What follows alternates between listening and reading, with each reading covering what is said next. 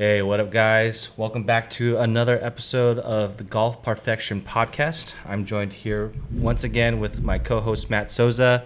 We are in the golf garage. If you're in the South Bay area, come in and get your game dialed in. That being said, getting your game dialed in. This is the first topic. We're going to talk about practice. So, Matt, when you hear the word practice, just knee-jerk or rapid-fire reaction, practice when it comes to golf. What does that mean to you? Well, what does it mean to me, or what do I see people do? True. Right? It could be two different things. And that's going to be it. Like, what it means to me is, what am I focusing on? What am I working on? Is there something in particular that I'm trying to kind of create, or a field that I'm trying to work on? Okay. Right.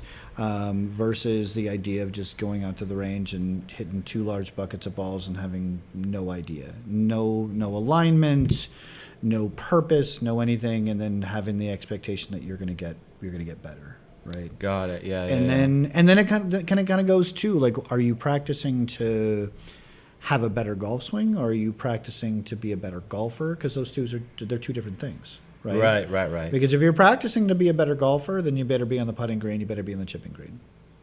Right? Okay. That's straight it. up. Like, that's it, right? So I think what a lot of people don't understand is if you go out and you shoot 100, 50 of those shots are from a pitching wedge down. Right. So it always blows my mind when I see people come in and they're like, yeah, I paid $700 for this driver. And I was like, but you paid $25 for your putter. Like, it doesn't make any sense whatsoever. Right. You use your driver 14 times if you're lucky, and that putter you're going to use 36 times if you're lucky. Right, exactly. Right. So I guess what this one is going to be more about is, from a teaching pro and to your students, when you tell them or when you expect them to do some practicing, like, what does that entail? And then kind of what does that look like? What does good practice look like? Because honestly, I'm probably like one of your worst students when it comes to it. I get lessons. I do work on things and I conceptualize, but then I admittedly don't spend the time at the range, partly because, I'm so, you can call me lazy or what have you, and I just like playing golf more than practicing. So I play quite a bit. But yeah, what's your thought on that right there? But I think that's good though. Like, you can only practice so much before. Some people can do it. I can't do it. Right. Yeah. I get in, I work on something, and then I immediately want to go take it out, and I get a better feel out on the golf course than I do on the range. But you've got to work the same thing. If you go to whatever coach you're going to and they say, I need you to work on this, it takes 500 balls even to slightly ingrain what you're doing so it becomes natural, where you just do it without even thinking about it, right? So if you did it for a medium bucket at 60 balls and then expect to just kind of merge it right into your swing, it's not gonna happen. You're gonna have to work for that, and that's where setting up feedback stations, right? Okay. You need something that's gonna force you to do the move that that they're asking you to do, whether it be something that forces your plane, something that forces your, like, let's say you're working on angle of attack and I'm putting a towel down 6 inches behind, right? If I hit the towel, I lean back, I didn't get the attack angle that I wanted. So something that you can go, I did it or I didn't, because not everywhere that you're going to have the ability to have what you have here, which is going to be video and the data, and swing to swing, I did it or I didn't, right? Right. People are going to go out to the range. They need to have something. If you can set up video, right? Okay. Absolutely. Set up video. That way you can at least see that. But alignment, is going to be key. Making sure that, because you can hit the greatest shot of your life, and you can have the best swing on the planet, but if you don't know where you're aimed, and then you go, why am I hitting it 15 yards right? And then you start adjusting your golf swing when it was all where you were aimed. Right. Why? Like, you're changing something that has nothing to do, like, you're going backwards. Right. Okay. So make sure that you're understanding, like you can hit some balls to say, okay, I'm working on this particular drill, but then go back and say, okay, go through my process, right? I need to pick that intermediate target. I need to look at where I'm aligned. Okay. And then I'm going to focus, and I want to be able to have a shot type in mind. whether you do it or you don't, doesn't matter. I want to make sure that I'm saying, okay, my intention is a 3-yard draw. Okay. And if I hit it, then I go, ooh, I did what I wanted. But if I hit like a 4-yard draw, at least I was close. But if I'm getting up there and like I hit a ball, one of them cuts, and then one of them draws, and then one of them's a push draw, like that's not helping. I need to have my focus. Got right? it. So you're thinking like, don't just go up there, just mind-numbingly sweep a lot of balls. Sometimes take a step back, go through like kind of what your shot is, and see if it does what you expect it to do to kind of give you that kind of feedback. Exactly. Got it. That to me is like once you do, because if you're doing a drill, let's say a half to half, right, where you're just kind of working the turn and trying to create impact positions, you can kind of go through a little bit faster, right? But if you're taking full shots and you're on the driving, go through the entire motion, because what you're doing is you're creating a routine. Right?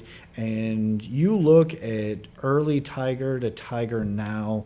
I watched this video of him, and it was from the time he got behind the ball to the time that he addressed the ball to the time that he hit the ball was within a fraction of a second every single time.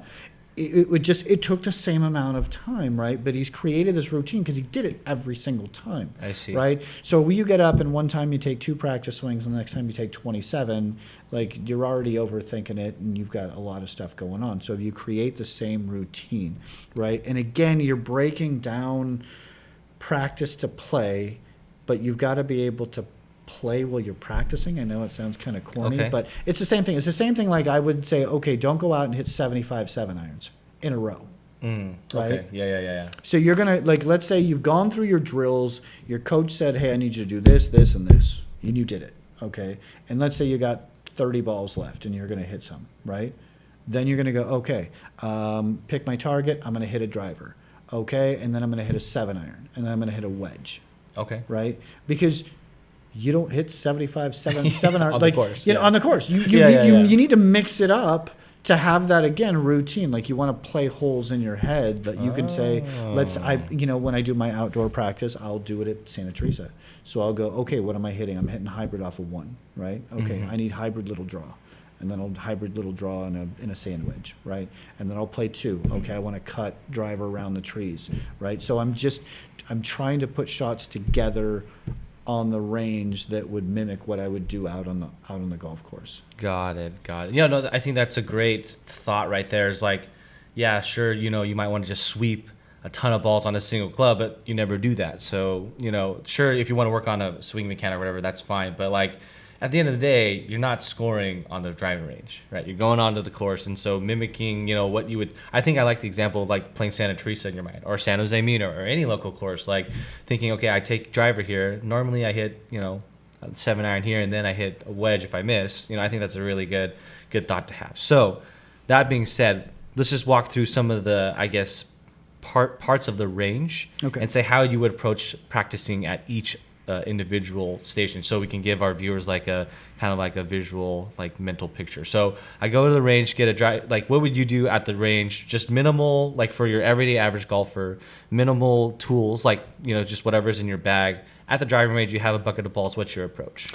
I'm going to take one step back from that, and I'm going to go, okay, am I playing golf after, or am I not playing golf This after? is just strictly practicing. Strictly practice. Yeah, okay. not practicing to go play golf. For so 18 balls. if I'm going down there with an intention of working on something, and I have my bucket of balls, I'm gonna set whatever practice station that I have. Okay. Right? That's gonna be. If you don't have that, you're doing yourself a disservice. And practice station meaning? Practice station meaning, let's say you struggle with coming over the top, and I'm going to put a head cover down to force my plane inside. Right. Okay. It's going to be something again that's going to give me feedback of whether I did something right or wrong. Got it. Because you can't always go after what it feels like, because what it feels like and what it looks like are something completely different. Right. You think it looks like Tiger Woods, but it doesn't. Right? It doesn't at all, right? You can think like, oh, that was super shallow. I do it all the time. I was like, oh, that's super shallow. Nope, still a little steep. Got it. So I think that's the main thing here, is that try to find those feedback tools, whether it's either from an instructor or whatever, but to go there blindly without a feedback tool then is kind of you're not super you're beneficial. getting something out of it, but you're not getting everything you can get out of it. Right. So Right. yeah. Whether it be an alignment of, it depends too, like really, whether you're on a dirt range or like a grass range or a mat, right? Okay. Mat range in practice stations are harder to do because there's nothing that you can stick into the cement, and you're like leaning alignment sticks out of buckets and trying to do it that way to I kind of get things. Whereas if you're doing it on a grass range, you can literally just shove your alignment stick into the ground and you can say, hey, this is what I'm trying to do. Got it. So go with Right. intention, set up your practice area with a feedback mechanism is probably like the first thing to do. And then so now that you got your balls, you set that up, now you start swinging. So what's the next steps there in your mind? Take your time. Okay. Take your time. Go through, if you're practicing to practice, go through each step, because like I said, it's going to take you 500 balls before this becomes even anywhere near what you want it to be. Right. Muscle memory is going to take It some is. time. You don't get in a car and have to think about, hey, am I pressing the brake or am I hitting my blink? You just do it. You just, Right. You ever get home and you're like, hey, how did I get here? Yeah, right. You know, you just did it, Yeah. right? But you hit so many golf balls that eventually it becomes a reaction rather than you having to think out the process, right? You can see somebody stand over a golf ball, whether it be practicing or whether it be on the course, and you can look at them and you go, man, there's a lot of gears going on up there. And you're like, this Yeah. probably isn't going to turn out well, right? Because it's no longer a reaction, it's a thought process. If you're thinking about what you're doing in the middle of your backswing. I think that's a really good point, though. Just like not on the topic of practice, but just like golf in general and with the swing, like, you know, you're reacting. You're not like thinking about something, which is So what I do with my players, same thing, kind of the way that you practice as well, right? Is I want you to draw an imaginary line 4 feet behind the ball. okay. Right? And what you do on outside of that 4-foot line is very technical. I'm looking for my elbow to be here. I'm trying to press and move back and get out of the way. Whatever your coach has you doing, whatever you're trying to work on, let your swing feel, right? But the minute you cross over that line, you need to be able to leave that where Okay. it's at. And now it becomes shot shape, what's my focus, right? And it is like, especially like off the tee, right? People will see a humongous fairway and they'll hit the ball and they go, how did I miss that humongous fairway? Well, you aimed for the fairway, right? So if I aim for the fairway and I miss it a foot right or a foot left off of the fairway, I didn't hit the fairway, Right. But if I aim for this much, like 2 inches at the bottom of a tree at the backside of wherever my line is, and I miss that by 5 or 10 yards one way or another, I'm still in the fairway. Right. It comes down to the same thing with putting. You putt at the hole, you miss it by half an inch, you still missed it. I want you to aim at a speck of dirt on the back of the cup where you think the ball is going to enter at, and that's your focus. You ever been out on the putting green and you set down a tee and you can hit it like 8 times in a row, but then you get on the course and you can't make anything at all? Relatable, right? yes. It is. Well, one, it's the difference. They did a study on a hole is sunk versus a tee is up. Okay. Right? Okay. So, like, try this. Take a Gatorade bottle and put it inside the hole and see how many times you can hit it. You can hit it all day. Oh, Right? Because it's visual. Yeah, right? yeah. Something, it's telling something in your brain that, like, oh, this is easier. Right? Oh, never So- really thought about it in that way. Like, yeah, throwing a tee down because the holes on the putting green are preoccupied and you're like hitting it all day, and then you get on the course, you're like, what the heck? Yeah. Well, and again, some of that's going to be done with focus. Like, the more that you focus on something small, aim small, miss small. Right. And I think that's, that could be a whole nother topic, like the mentality about scoring. The casual player might say, I just want to hit the fairway. But the more focused player is like, no, I'm going to aim for, that tree that's left of this sand trap, because if I fade it or draw it, ever so slightly, I'll still be in the fairway. That's like the difference. And what that is, it's measurable, right? That's true. Either I did it or I didn't, or I got close or I didn't get close. Next time I know. I see. Right? Got it. Whether got it. you just go, oh, well, I'm going to aim this way, I'm going to hit this way. Now, don't get me wrong. I'm very big on simplification of golf. Go out and hit it that direction. If you can hit it again, it's not that bad of a shot, right? But you definitely want to have like intention.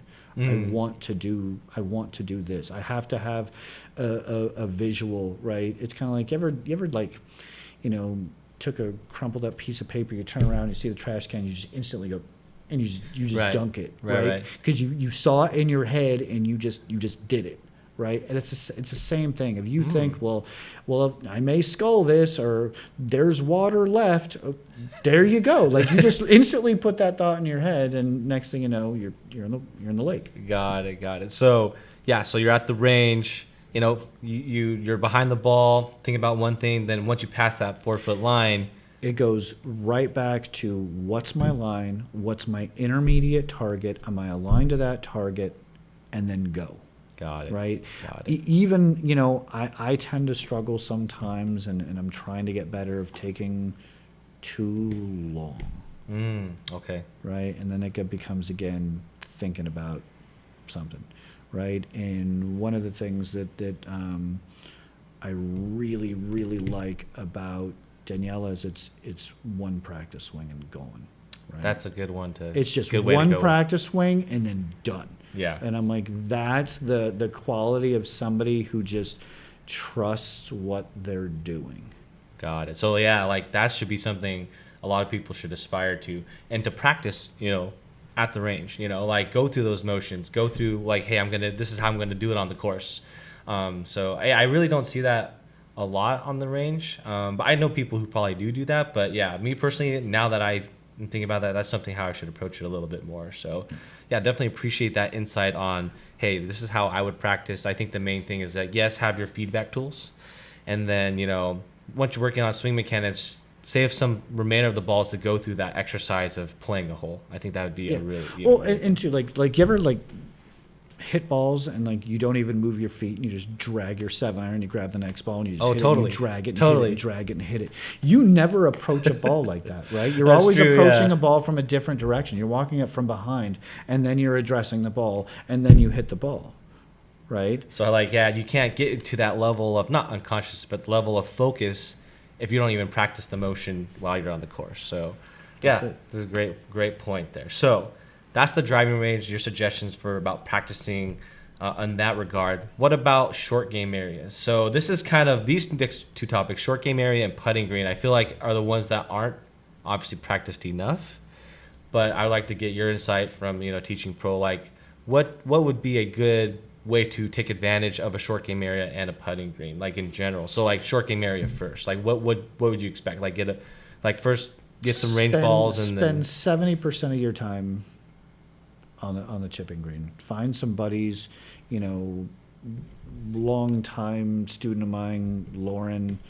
Like, we would just sit out there and putt and chip and putt and chip. The lights are on, and that's how you get good, is just getting out there and then being creative and not giving yourself the best lies. And one good lie, one fluffy lie, one bad lie.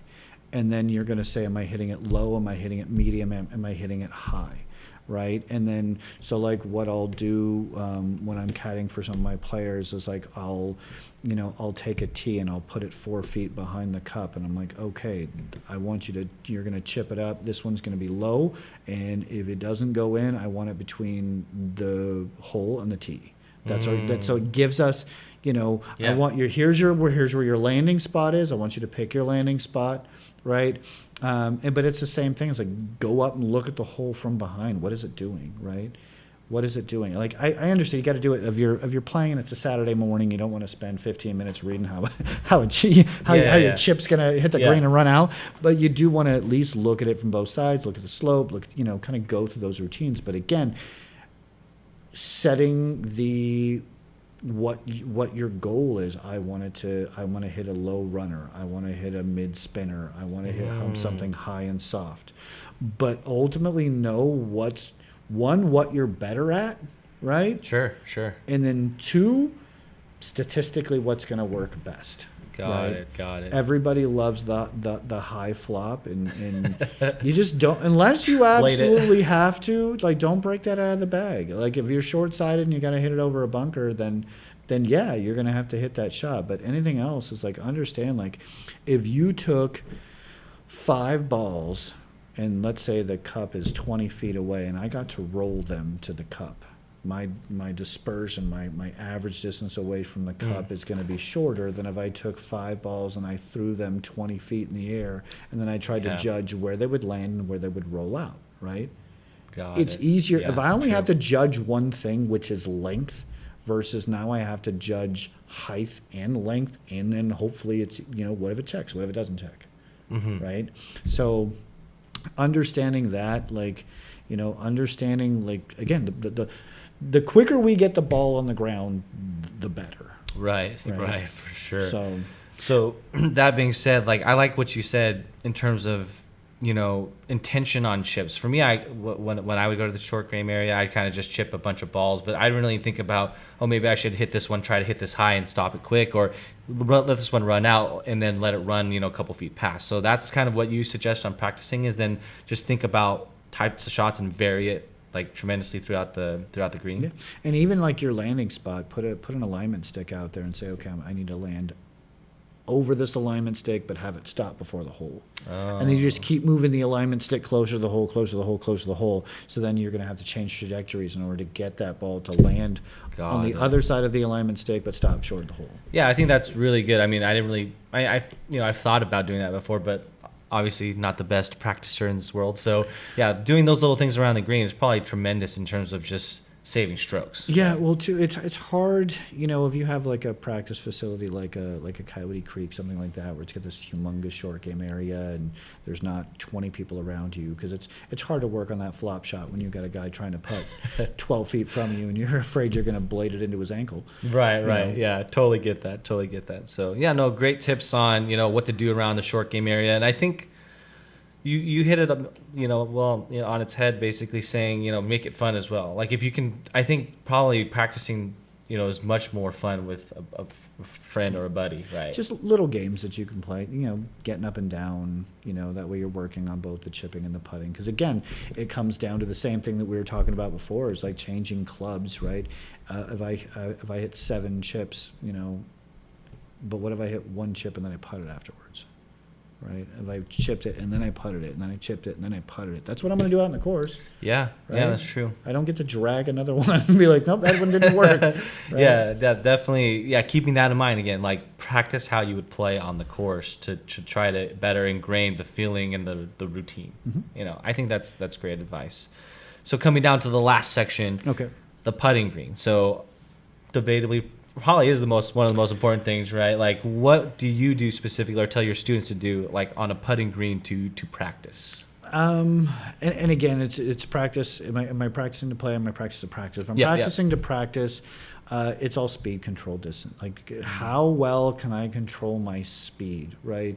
Because speed is more important than line, right? If I have speed, I know I'm going to get that. Like when you look at tour statistics from like 3 feet versus amateurs from 3 feet, it's not that different. It's like 3% or something different, right? But once you start to get into that 4, 5, 6, 7 foot range, the amateur and the pro, they get drastically different, right? So if I know just from the percentages that if I knock it into 3 feet, then chances are I'm going to make that putt. But if it goes down by 15% or 20%, if it's 4.5 feet, that's going to make a big difference if I left myself 4.5 feet all day versus 3 feet all day. So if I can judge my speed, then I know I'm going to have a decent day. Maybe I don't make them all, right? But at least I know I'm not 3 putting, right? Yeah. Because if you take some guy who shoots 110, right, and you take off 1 3 putt for every 3 holes, that's 6 strokes. So maybe he shoots now, like the guy shoots 104, now he shoots 99 or 98, right? That's a difference maker, right? Or maybe you were like, 95 and you shot 89. It's a huge deal. Right? How do we not give something away? Take the punishment, take the bogey, whatever. No doubles. right? No doubles, no triples. I call it a yard sale. You're doing really good, and then you just gave it all away, right? Like you put in all of this hard work, and then it's a yard sale, right? Yeah, Like yeah. I don't want to do that, and it's minimizing those things, and that's where, again, getting up and down. But that's where, again, the decision making comes in, right? When you're practicing, right? What if I hit this high shot? Where is my where? What's the perfect shot? Like, what is the high softy that I barely hit the edge of the, I get right over the edge of the bunker, and then I let it dribble to the hole. Or I play it a little bit safer, Yeah. and I land a little further, and maybe I'm taking that risk that the 6-footer coming back is going to be the better play. Because what I don't want to do is I don't want to hit it high, and I don't clear the bunker, and now I get a bunker shot. And are you good at bunker shots, or are you not good at bunker? Now, again, I took what could have been a bogey at worst, and I turned it into a double or a triple. Yard sale. I like that. I like that term so much. Right. Like you're working so hard, you get onto the green, you blast it by into a distance you're not comfortable with, and you just gave a stroke away. Yeah, it's yeah. So that would so when you talk about putting again, it comes down to distance, Okay. right? So again, you don't want to hit if you're going to hit anything like a bunch of 3-footers, a bunch of 4-footers, a bunch of 5-footers, and you're just circling the hole, right? So it's not just from the same spot every time, right? But if you're doing work to work on your stroke, then it's gates, right? Gates, okay. You want 2 tees down so you can work your gate. I have that Dave Pell's little magnet, like the bearing ball thing we got to putt through. That's phenomenal, right? Something like that, something that's going to give you again feedback of whether you're doing it right or wrong. Yeah, so Right. feedback tools, touching back on that, just like at the driving range, get those feedback tools to let you know, hey, is your stroke, where it should be? Are things coming off aligned and everything like that? And putting is so there's technically the right way to putt, but there's so many different ways of arm lock and left hand low, and I mean there's so many different things that you can do. It's understanding which one works for you, right? And there's Sure. even one thing that I just absolutely despise of when I see people putting is your finger down the shaft with your right hand. You know what? And I'm like, please don't do that. But then you have one of the best players in the world, Brooks Koepka, Yeah, does he does that. He's got Yeah, that yeah, right yeah. finger down, right? But what that right finger promotes is just this little wrist kick, right? And that's just going to change the face. The minute that right finger puts any pressure on that grip, you just move the face. Right. And with any, especially putting, we want as much stability in that face as possible. Yeah. Right. And that's going to be where I hit it low in the face, where I hit it perfect. Right. And that's going to, again, affect distance control. Right. Because if you're hitting it in the center every time, then your consistency of distances is going to be the same versus what you're feeling. Right. So when you go out and play golf, you throw a ball down and you take a couple of putts where you go outside of your foot to outside of your foot, and then you judge that distance, right? You measure it out, right? So if you're playing a golf course you've never played before, and I'll go outside of my foot to outside of my foot, and let's say it goes 17 feet. There's my gauge. Okay. I know if I have 17 feet, it's outside my foot to outside my foot. No, I know it's 20 feet. I'm going to take a little bit outside that mark. Got it. Yeah, then that's Right. a great tip for practicing to get ready for a round. Yeah. I didn't really think about it. I usually try to establish what's the 5-foot pace, but establishing with your feet, the feedback tool there, then you establish, okay, that's X amount of feet in terms of pace. So that's a good tip right there. So yeah. Because again, we take a step back and saying, okay, going back to the driving range is okay, practicing to play versus practicing to practice, right? If you're practicing to play, you just stretch out. You warm Stretch out. You warm up. You Yeah, warm yeah. your muscles up. I used to tell my kids, especially the junior golfers way back in the day when I was teaching a lot, if I'm caddying for you and we go out there and we're playing, if it's not here by now, chances are it's not coming. Right? If Fair you enough. normally play a draw and you get up there and you hit 12 fades in a row, play the fade. Right? Sure. Yeah, Don't fight yourself all day long trying to hit a draw when this is what you have right now. Yeah. And yeah, that yeah. becomes the difference from people because, look, I'll admit mechanically I'm mediocre.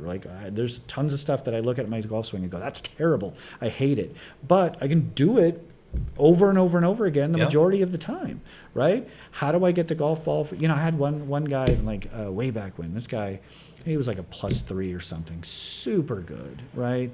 Well, +3 in the driving range. Okay. Okay. Like his golf swing, he could hit 20 balls in the same like 5-foot circle, same perfect little 2-yard draws. But then he would get out to the golf course and he would start to break down, right? Okay. Because he couldn't play golf. He hit phenomenal golf swing, can't play golf. Yeah. Right? Two different things. It's two different Completely. things. Mediocre golf swing, I generally could score decently well because I knew how to hood a 7-iron, keep it 3 feet off the ground to get out of the trees. There you right? go. It's There you being go. being creative, right? Yeah, It's yeah, understanding absolutely. when to take the risk, when to not take the risk. What's a green light pin versus what's a pin I shouldn't go after. If Right. you go out there and play and you're going after every pin, then you're gonna have a long day. For sure. Yeah. No, absolutely. So. Boring golf, down the fairway to 15 feet. If you do that, I guarantee you're probably going to make 3 of them all day long, right? That's 69. Hey, there you right? go. Boring There you golf. go. I don't play boring golf nowadays, but I would love to play more boring golf. Absolutely. So, Okay. going to like at home though, if you're hitting into a net, right? A lot of people nowadays have nets at home, especially yeah. wintertime. Be very careful of hitting into a net Yeah. because Yeah. you can't see the ball flight. Right. Right. You have to trust. Yeah, I don't know what you're trusting, It actually. felt pure, right? Oh, I grooved this move over the winter into my net, and then I got out in the course and I had a 37-yard snap hook, right? Because that's what you grooved. You just couldn't see. You couldn't see Oh, it, yeah, right? yeah. So if you do practice into a net, have some sort of launch monitor, something that can give you some form of data to go along with it. Right, yeah. So, like, that's what I was going to ask. Like, so you kind of just said it right there. Hitting into a net, if you don't have that type of, launch monitor to tell you your ball flight, then it's pretty, not risky, but it's like, might be more detrimental than actually beneficial. Yeah, I did it. There was one, I was like early 20s, and I was working at Putts Golf in Washington, and excuse me. I was like, ooh, well, they didn't have any launch monitors at the time. I'm just hitting balls into this net, right? It's maybe 5 feet, 7 feet in front of me. And I do what I feel like is, man, I am grooving this thing. It feels perfect. And then the winter ended, and I tried to go out and play golf again. I was like 15-yard snapper, right? And I'm like, that's what I grooved. And then it took me a couple of months to like not do that anymore. Interesting. Right? So just be a little weary of hitting into a net without data to back it up. Okay, no, I think that's a great point. So, like, yeah, we're pivoting now to, like, instead of being at the range, is there anything at home one could do to kind of work out your swing? Because fortunately for us, we can play year round. We can go out and it's not too cold. But then, like, the whole East Coast, they shut down the courses and everything. So we just talked about hitting into the net. Like, anything inside of your house that you think you can do? I do or- that. My wife doesn't like it, but I do it all the time. Okay. I have this area that is right in front of the kitchen table, but right behind the couch, that I can swing a wedge and not hit anything.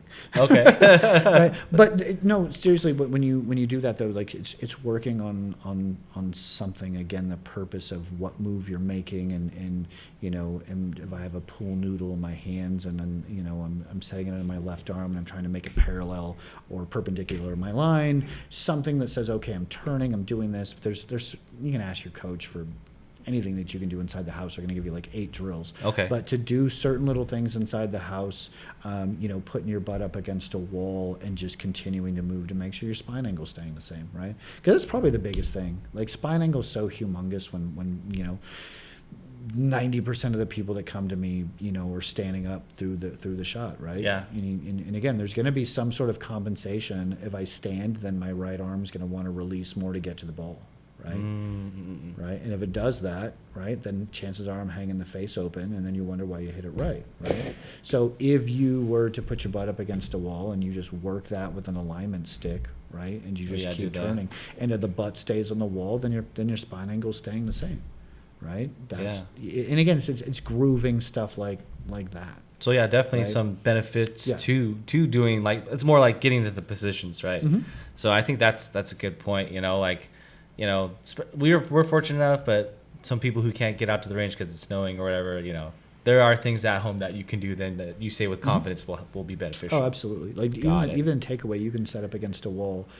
not in your house, maybe in the garage. But to make sure that you're just not slapping the head against the side of the wall, right? It's got to go up and around you before it ever hits the wall. For sure. Right. So yeah, ask your swing coaches. What can I do inside of practice? If you can even ask Matt if you come into the golf garage in San Jose. Lastly, like, what's your opinion on? Because this is what I do a lot. I do a lot of. I have like a putting mat at home, Mm-hmm. and I'm always working on making sure every time that I putt that it's coming straight off the face. Like, not with a little. I don't have gates for it, but I have the perfect practice one that has a straight line. Yeah. So I just make sure every time I just like I kind of practice the pretending I'm on a course in my house, because I just grab my putter and I randomly think, okay, this is a 5-footer. I just want to hit it straight, and then I don't hit it over and over again because you don't do that in the course. So I just try to make sure every time I walk up to my putting mat, I pretend I'm hitting a new putt and see if I do it well or not. So that's how I kind of gauge if my stroke is in line or not. But what about putting mats in general inside the house? What's your thought on that? I love it, as long as there's some sort of alignment aid to go along with it. Now, the new putting greens now, they all have it, right? And they'll even measure out the distance of where your putter head should go back to, backswing to through swing, which is fantastic, right? If you have that sort of feedback, back in the old days, we'd just put down a yardstick and I just putt down the yardstick. Right, yeah. Because that's my thought process was when I'm on the course, I'm just like, okay, where's the yardstick? Put it down the yardstick. Because if I get it started on my line, then it's going to be on my line. Yeah. That's it, right? I can't, if I have something that's 35 feet away, I'm worried about the beginning. I'm not worried about the end, right? Because if I get started on the beginning, then it's going to hold the line that I originally picked. Now it's going to be up to me whether I picked a good line or not. Right. The whole green reading and the whole, So, but that's it. Like, if you can practice, but again, it comes down to going through the routine, creating your routine, using your alignment aids with the ball, and then figuring out which one works for you, right? Do you need 3 lines? Do you need 2 lines? Do you like 1 line? Do you like that, kind of like that forky thing that's now, I like that a lot. Oh, yeah. Right, but something, whatever's going to help you visually see from putter to ball better, right? And then that you get that, put together. Again, let's say you did it. Let's say you took some time to have to draw the 3 lines on your ball. It's a little bit time consuming or whatnot. But if it helped you make 2 more putts around, where's my Sharpie? You're gonna do it. Yeah. You're gonna do it. You're gonna do it, right? Like, and that's the same thing. Like, there's so many, like, getting fit for your putter.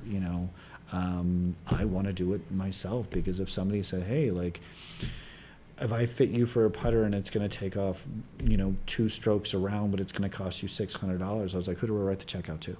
Right? Because if I can shoot 72 to 70, 68 to 66, it doesn't matter, 78 to 76, I'll take it. Right. You're looking for anything that you can possibly do to help you lower your score, right? Right. You got to have talent there. Don't get me wrong. But you can have something, whether it be an alignment, something that helps with your alignment, something that helps with the sick putters, which change the loft changing, which is game changing. I want one of those real bad. Yeah. Right. Those are phenomenal. Right. That's why because look, like, we're gonna miss it. We're never gonna we're not the tour players that are gonna hit every putt off the center of the face. Right. I want something that's gonna help me if I miss hit it. Right. Yeah. Absolutely. And I think that could be another whole episode where we talk about, like, what's in our bags, and then I want to, as soon as, like, the gear season comes, because it's always the beginning of the year, we'll probably touch base on that, like, when exactly is the time, or how do you know when to upgrade for those who are trying to, like, spend wisely, So that could be a whole other topic.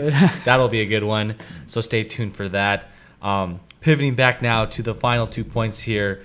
I guess I'm in this first category, and then, Danielle is probably in the second category. But, like, for practicing specifically, what is your recommendation then for people who are mid-handicappers who want to become, like, a low single-digit handicapper? Anything, anything in particular, or? And that comes back to practice like you would play, right? Practice, that's the difference. You get guys that can hit golf balls in the range really well, but like I said, you get them out to the golf course and it doesn't go well.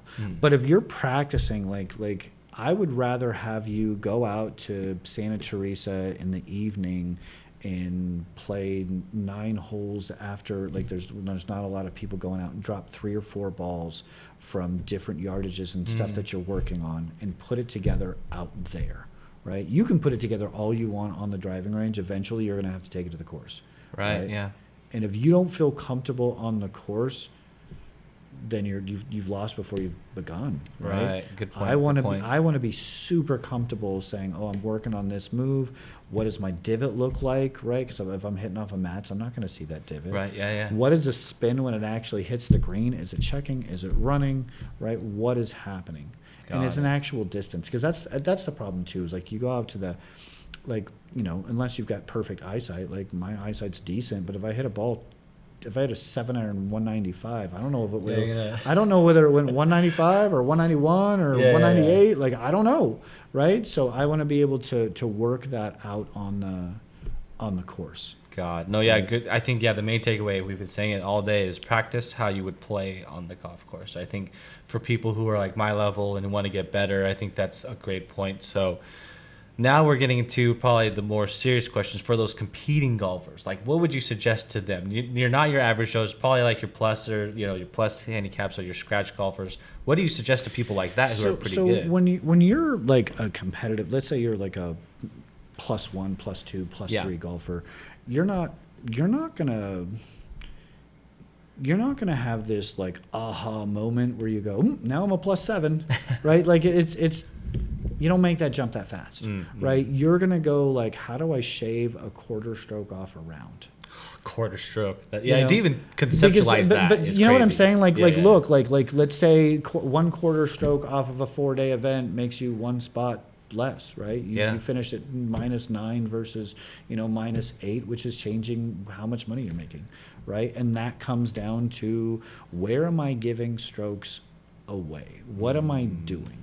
What side of the fairway am I missing? What side of the green am I missing?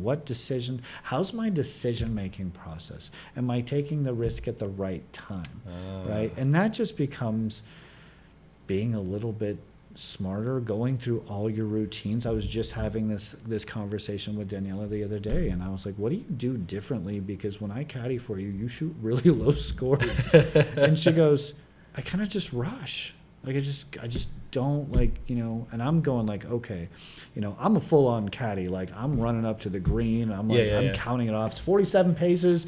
I was like, you need to hit here. This is what you do. But if you don't do that, then you don't know, right? So if I pick my landing spot versus I walked up there and I said, okay, here's my landing spot, right? I have purpose, right? Or I go, I'm going to just throw it right at it. And if I throw it right at it, but I didn't realize that it's going to kick and it's going to run 10 feet left, now I got 10 feet versus 5 feet versus 4 feet versus 3 feet. And those are 2 completely different putts, right? And the percentage of me making the 10-footer versus the 4-footer, the 3-footer is it's huge. And that is your fractional stroke, right?